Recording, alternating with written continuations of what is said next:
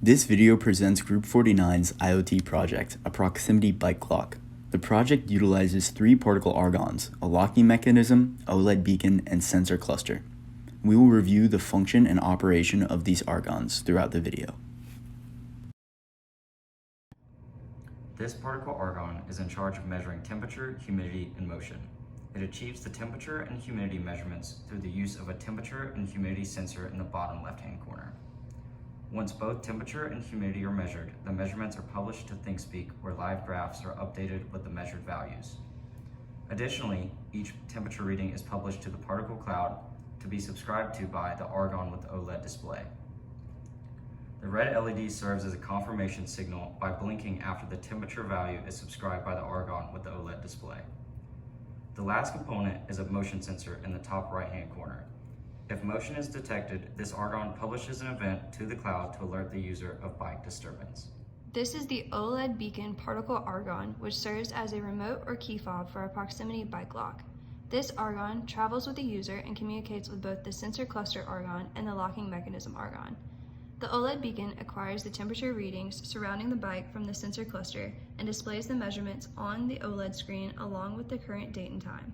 In order to display this data properly, the SCL and SDA pins had to be coded in terms of the I2C protocol.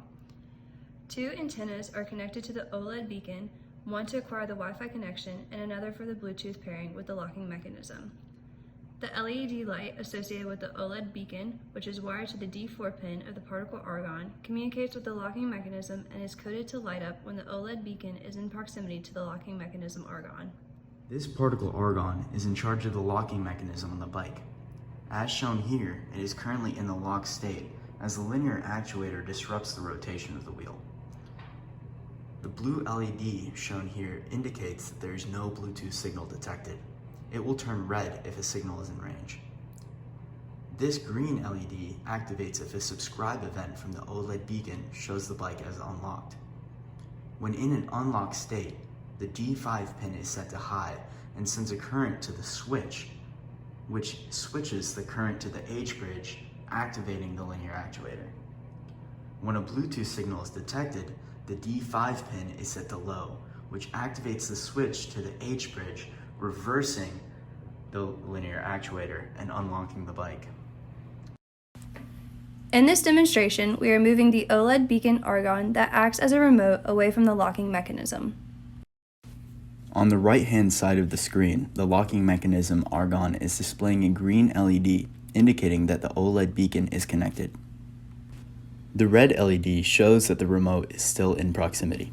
Here, Bluetooth signal is lost. The green LED turns off, the red LED turns blue, and the linear actuator extends, locking the bike.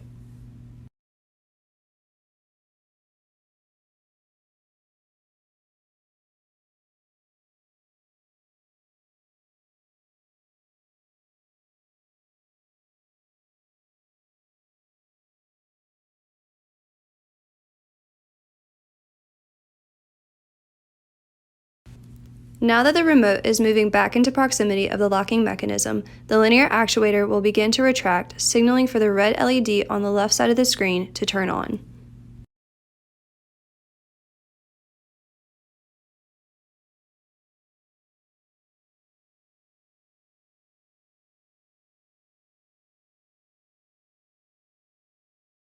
Now looking at the argon with the sensors, the red LED blinks confirming that the temperature measurement was read by the argon with the OLED display.